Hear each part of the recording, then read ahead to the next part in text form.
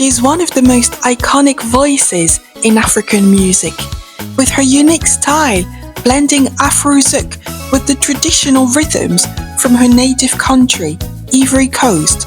This singer has left her mark on many generations and got the whole African continent, the West Indies, and the entire world dancing on her music. Let's take a look back at the fascinating story of the Queen of Afro Zouk. Her name is Monique Seka.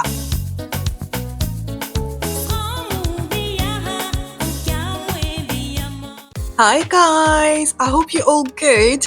I'm back today with a new video, and today we're going to talk about someone absolutely exceptional. This artist has millions and millions of views on her videos, and her songs are absolute classic of African modern music, and I was really looking forward to share with you the name of that person because she's coming from a country that I absolutely love. That country is Ivory Coast. I've got lots of friends from Ivory Coast.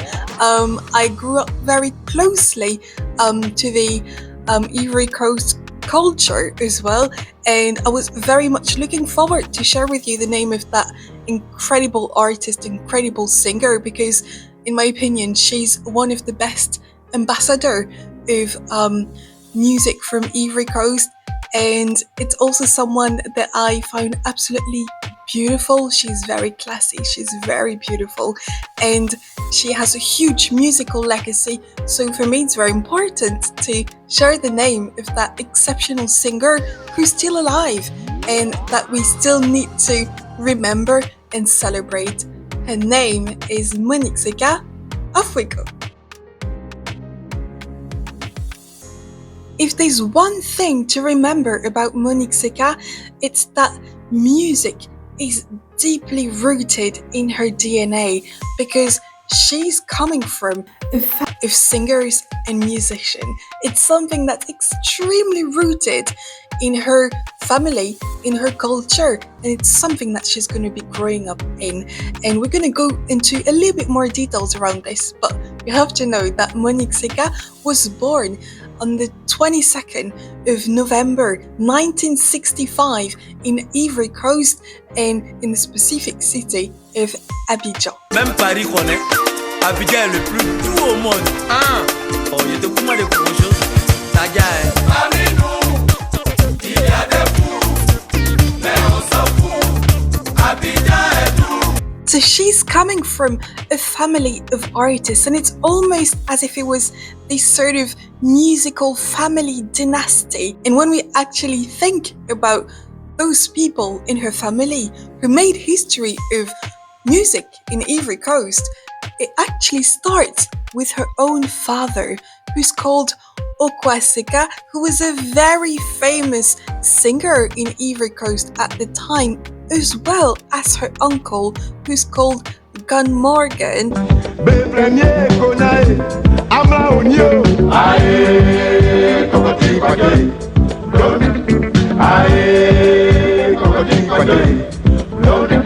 And the two of them are both going to play a vital part in the construction of her own musical career, but we're going to see that very soon.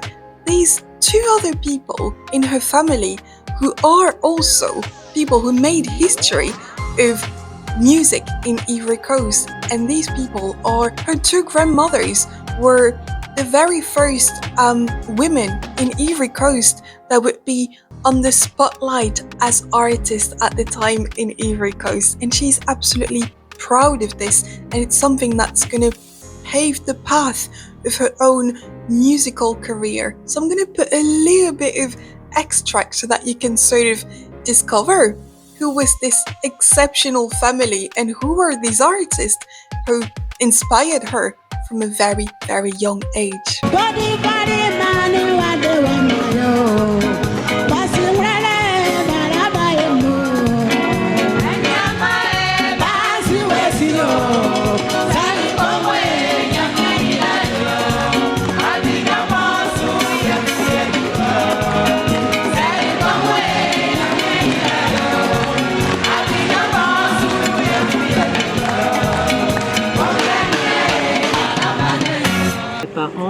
sont musiciens. Mes grands-mères, elles étaient deux sœurs. Elles étaient les premières dames de la chanson ivoirienne dans Les Sœurs Comoé. Ensuite, le chanteur leader dans le groupe des Sœurs Comoé. Donc c'est comme ça que moi je suis née. Et ensuite, j'ai aussi embrassé cette carrière. So obviously, the fact that she was coming from such a musical famous family will imply that Monique Seka and her entire world will be surrounded by the world of TV, by the world of media as well, because her dad and her uncle were both on TV. They were both famous people. And obviously, it's sort of going to pave the path of her own musical choices and in terms of her own career. So progressively, she will want to sort of create her own musical career. And this is actually going to start with a very specific channel, which is la RTI. La RTI means Radio Televisee Ivorienne. So radio and TV from Ivory Coast, basically, that's what it means. And she's actually gonna try and do a couple of different casts to try and get into the music world. Even if her dad and her uncle were there, she was still trying her own luck to see what could happen for her. And this specific cast that she'll try and do will be with someone absolutely exceptional. He will transform her career. That person is called Georges Taille Benson, and he is probably one of the most important and one of the most famous TV presenter in Ivory Coast, and specifically at la RTI, Radio Televisee Ivorienne. Madame, Monsieur, bonsoir. So remember, the TV presenter, Georges Taille Benson, will be the one who will be casting those new artists, those new musicians and singers for the band.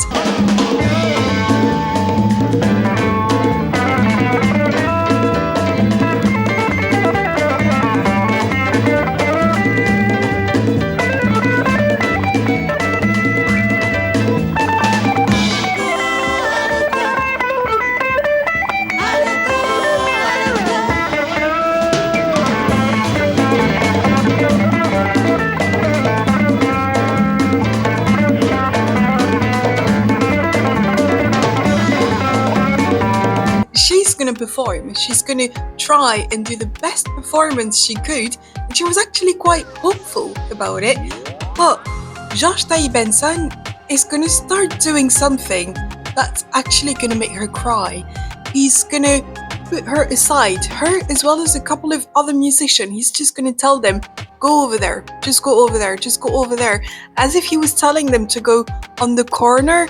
And she took that move as if it wasn't going to be good news for her. And she's actually explaining this right there. Donc moi j'ai commencé à pleurer. Je pleurais, je disais ah mais on est venu et les gens nous ont mis de côté. Et, moi je comprends rien. Bon c'est pas grave, on va partir. Oh, on nous avait sélectionnés. Ok. Moi, je ne savais pas. C'est la bonne nouvelle ça. On nous avait sélectionnés et puis bon il y avait Soumaoro Kanaté avec comment il s'appelle? Oh j'oublie là. Ils nous ont regroupés avec Georges Taille Benson, tout le monde, et paf, on a formé l'orchestre. Ah d'accord. Okay. Et c'est comme ça que je suis rentrée à la RTI. But in reality, the fact that Georges Taille Benson actually told him to go on the side wasn't something negative. He was just trying to separate the artist that he would actually keep and the one who wasn't so successful, basically. And Monique Seka was one of the lucky ones. She was one of the successful ones, and she officially became part of the band of La RTI, which was the very beginning of her beautiful career. Naturally, when we think about Monique Seka, we obviously think about the music genre that she embodies, which is Afro Zouk. But it's not something that came out of the blue, because obviously Monique Seka was part of the band of l'RTI, so she was very much keen on working on music that was very popular at the time. But also remember that she's coming from a very musical family, and her uncle, Gun Morgan, was obviously a very famous singer, but he also was someone who would put lots of music from the West Indies and Haiti at home.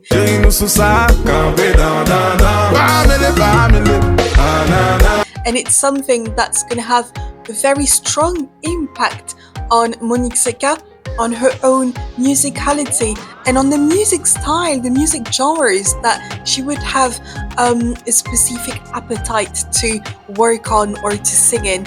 And it's actually something that's going to nourish her own musical approach when she's going to start to release album going forward. So naturally, Monique Seka will have that curiosity around music, especially the music from the West Indies, from Haiti, and those things will be things that are going to make her music even stronger, and it's going to become a real quality, a real strength of hers.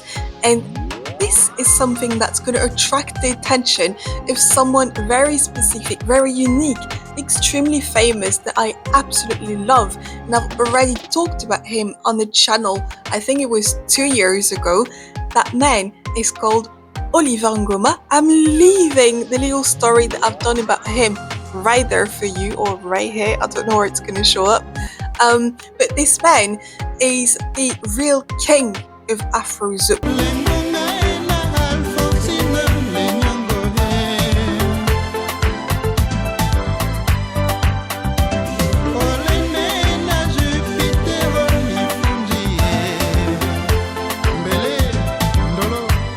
And he's going to be very interested in this quality of Monique Seka, which is her curiosity, and her curiosity to mix different musical genres to make it her own. And at this time, Ngoma was working at the Televisee Gabonaise, so I would translate this as TV from Gabon. So he was working over there as a realizator, and one of the things that he's going to do is that he's going to suggest that Monique Seka comes and works with him on different projects with her own producer that she had at the time, and it is what they're going to be doing. So together with Ngoma, they're going to be working on the very first musical project of Monique Seka. But the main difference between Monique Seka and Ngoma is that Monique Seka is going to adopt a very different approach when it comes to Afro Zouk, because the way she was singing Afro Zouk was a little bit slower than him, but she did take inspiration from him, the king of Afro Zouk. You'll watch on the video about Ngoma his full story, but just so that you understand a little bit around the context of the creation of that specific music genres that is an African music genres with lots of influences from the West Indies, the French West Indies. Ngoma will meet a very important person that I'm going to mention again on the video in 1990. That man is called Manu Lima. Manu Lima is a very famous producer, music producer from Cape Verde, and he's the one who's going to basically help Ngoma to create his own musical career, and together they're going to be creating what we know as Afro Zouk, because the very first album of Ngoma will be the first real album of Afro Zouk at the time in 1990. And we are a couple of years before this, so Ngoma already has lots of different ideas and all of this, so he's actually going to support Monique Seka, and together they're going to be working on the very first album of Monique Seka, and that album is called Tantie Affoue, and it's going to be the very first album of Monique Seka and an absolute success in 1985.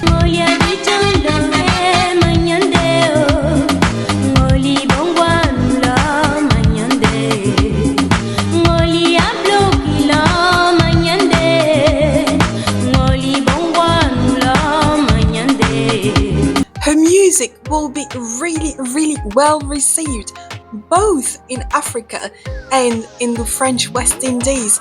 And one of the strengths of her music is the choice that she's going to consciously make. Is that when I was telling you earlier about the fact that Oliver Ngoma was the king of Afro Zouk, that obviously he was embodying that music genre. She's also embodying that genre, but she was going with something that was much slower. And while doing so, and also while doing something very, very specific, she's gonna touch the public in a very unique way. Another thing that she's gonna do, and Oliver Ngoma will be doing the same thing as well in his own language, is that she's gonna be singing in one of the languages spoken in Ivory Coast. The official language in Ivory Coast is French, but there's so many different ethnic groups and different languages that go with them. And she is from the ethnical group called Antilles. I think she is. Guys from Ivory Coast, if I'm wrong, do tell me please in the comment section. But I'm pretty sure she's Antilles, and that she sings in Antilles, and the majority of her music as well is singing in Baoulé, which is another language and another ethnical group in Ivory Coast. My little cousin Alexandre is actually half Baoulé, so I really know very well of our friends from Ivory Coast who are Baoulé. I know about it very well, but I'm pretty sure she sings in Antilles, and the fact that she did that is not just going to make people from Ivory Coast very proud, it's also going to be unique and authentic to her music, and it's something that's going to play its part in making her music popular. Just like how Oliver Ngoma was singing in his own language, I cannot remember the name of it. Well, guys, you really need to watch that video because I can't remember the name of the language that he was singing in, but definitely this brought lots of authenticity, and it played its part in making those songs extremely popular. And actually that first album that she's going to release, called Tantie Affoue, will obviously be with lots of songs in Antilles, but another strength of that album is that she's going to be referring to her family again, because Tantie Affoue, Affoue is the name of her auntie, and Tantie means auntie in French, and I would say in French, but it's mainly African people who use that to say, to refer to their auntie. And this song was a way to pay a tribute to that auntie who played a really important part in her childhood. But this first album will be a really important album of hers, and it's actually gonna be how the public will discover Monique Seka. And 4 years later, in 1989, she's actually gonna start working with the man that I was mentioning earlier. He's coming from all the way Cabo Verde. That man is Manu Lima. In 1989, it's the year where Manu Lima and Oliver Ngoma are gonna start working together on the very first album of Oliver Ngoma. But at this time, he also gonna be starting to work with Monique Seka on her second album, and the album is called Missouwa. And you have to know that Monique Seka was singing love in many of her songs. We're talking about Afro Zouk.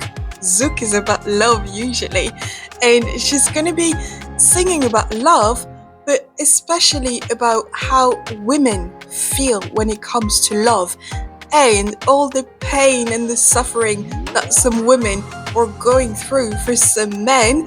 And she actually talks about that herself in this I'm going to put in a second, but you have to know that the song Missouwa means the tears of a woman, so it is much, sometimes we're a little bit over here when it comes to men, and that's what she talks about in that song.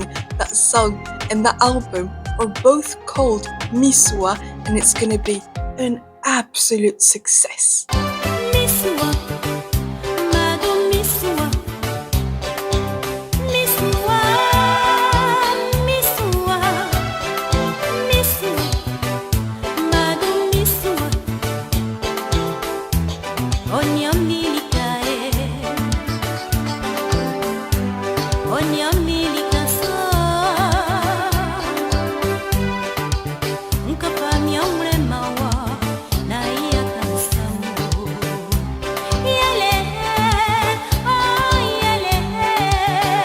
t'ai découvert à travers Missouwa. Et je voudrais un peu que tu nous parles de cette aventure Missouwa. Comment ça a démarré? Ben, écoutez, souvent quand je parle de Missouwa, les gens croient que c'est mon histoire, mais c'est l'histoire de toutes les femmes. Toutes les femmes un peu amoureuses qui se donnent à fond quand elles aiment et tout. Tu comprends un peu. Et puis à un moment donné, la femme est... Tu comprends ce que je veux dire? Dis-moi des secrets, parce qu'il y a des choses que je ne sais pas. Non, mais tu sais, quand tu aimes un homme, à un moment donné, l'homme croit que tu es son esclave. Ça dit sans lui, tu ne peux rien faire et tout. Tu comprends un peu. Donc c'est un peu ça. Tu vis avec quelqu'un, tu l'aimes, tu as envie de faire ta vie avec cette personne et puis tu sens que la personne, tu vois, petit à petit, te lâche. Alors, super clip, super chanson. Mais Missouwa voulait dire quoi exactement, le titre C'est Missouwa? les larmes d'une femme. Les larmes d'une femme, Voilà, c'est très beau, c'est très magnifique. Quand tu as tout donné à un homme, à la fin, tu vois, non, tu es trahi. Exact. Donc, c'est très beau ça, oui. C'est les larmes. Les larmes d'une femme. Voilà. Oh là là, c'est très joli ça. Donc moi je chante pour la femme, j'ai toujours chanté pour la femme, tout ce que la femme vit. Parce que je dis, ce que la femme supporte, l'homme ne peut pas supporter. C'est vrai ça. Il faut le reconnaître, il faut que l'homme reconnaisse ça un jour. On s'occupe des enfants, on porte 9 mois de grossesse, l'enfant il arrive, on est là. À ce que, tu vois, l'enfant ne se blesse pas, il faut prendre soin de l'enfant, il faut tout faire, il faut s'occuper de l'homme lui-même aussi. Oui. Et puis à la fin, pour un petit truc, tout s'écroule. Tout s'écroule. Ça me touche tellement que j'ai envie de mettre une lumière à côté de toi. In 1994, so 5 years later, she's actually going to be working with Manu Lima once again in one of her albums that is probably one of the most famous one, at least that song, which is the name of the album, is probably one of the most famous one. It's definitely my favorite song personally. If you can tell me in the comment section what's your favorite song of Monique Seka, but this album is called Okwama.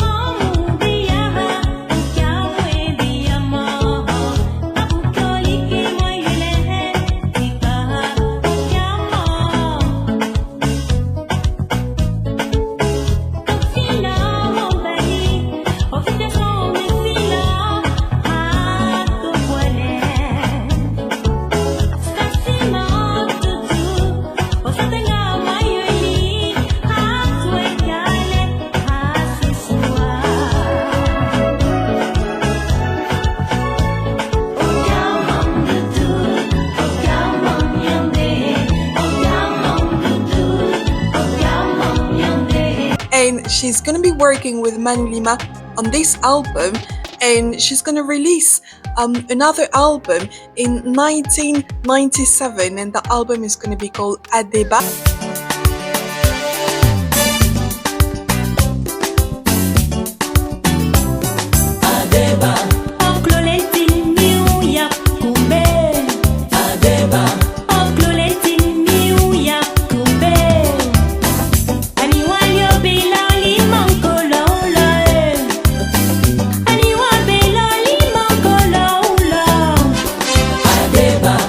Years after, she's going to release another album, actually 2 years after, in 1999. The album is going to be called Yelele.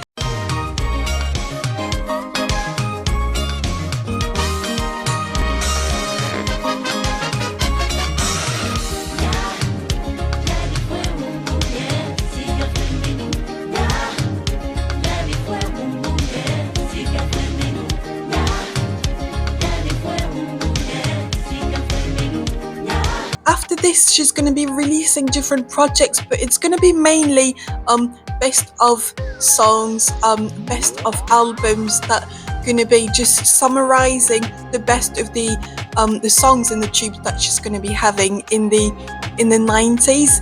But Monique Seka will have many successes during the end of the 80s, going all the way to the end of the 90s. One of the strengths of Monique Seka is her ability to be extremely curious about music, and the fact that because obviously she's going to be overwhelmingly doing music related to Afro Zouk, it's something that obviously going to be embodying her own music, but at the same time she's still going to have curiosity, have other musical projects that are going to be touching different music genres, and it's something that's going to actually become part of her musical DNA. And she actually explains that the fact that she went towards Afro Zouk and that type of music is obviously because of her curiosity, as well as being because of the music that she was listening when she was younger with her uncle. But ultimately, she also expressed how, for her, what's really matter is about singing. Singing is the most important thing. Sharing about that singing is the most important thing as well. And she really emphasized the fact that she wants to step away from anything that would be related to marketing, because it is not what her music is about.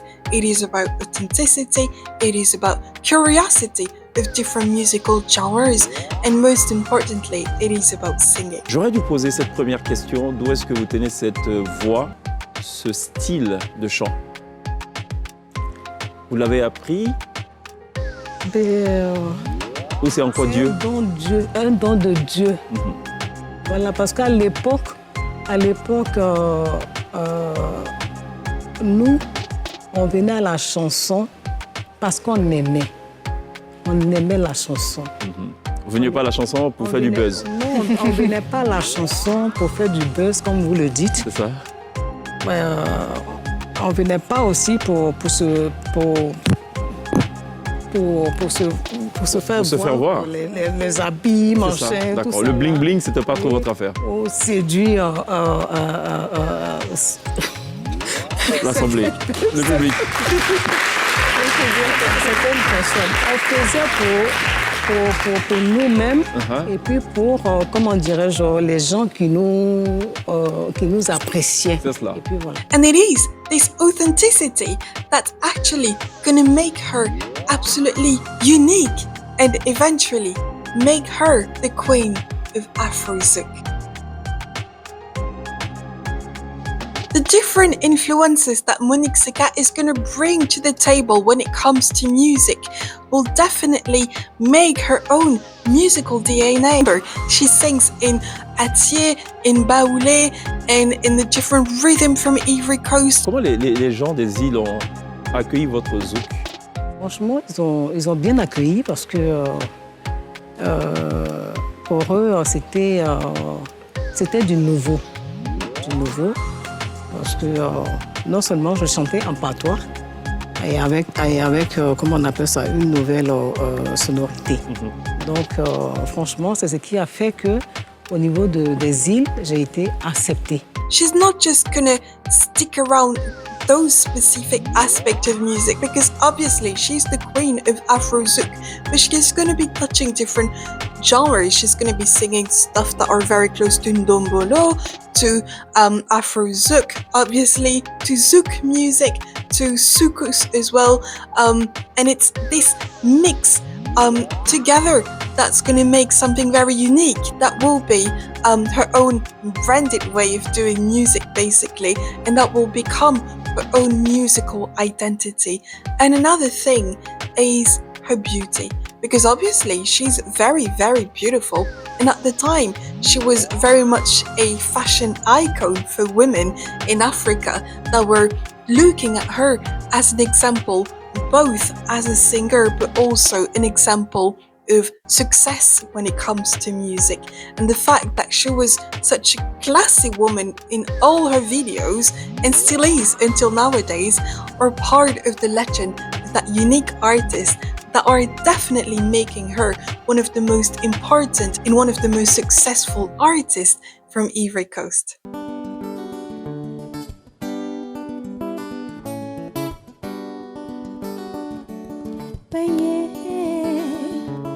Baye,